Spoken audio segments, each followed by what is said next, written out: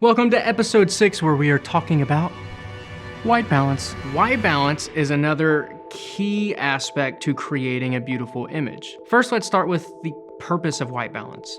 White balance is all about finding true white, or what you want to seem is true white. White balance is measured in terms of Kelvin. Now, if you remember it from school, I didn't. Kelvin is basically how hot something is.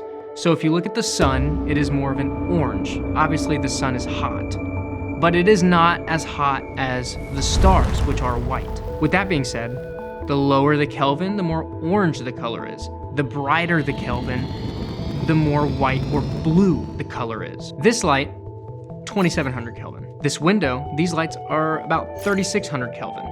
Now these are big numbers, but these are lower on the scale, so these are warm. Now if I wanted to make this window light maybe 9000 Kelvin, and it gives it this blue look. Now we're gonna go back.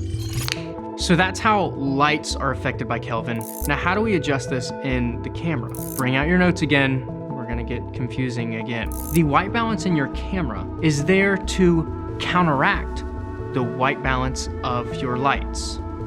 Let's unpack.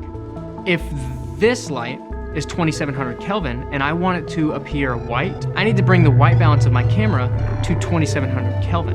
And that is going to make this light appear white.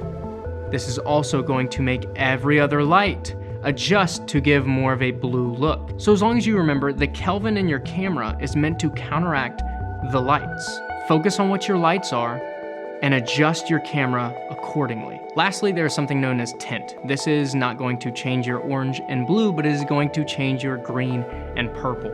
Not every camera has tint, but if you do, I suggest not messing with it just yet. We'll learn how to dial that in a later course. Did you get all that? Perfect. Let's move on to episode 7, which is all about sensor sizes and field of view.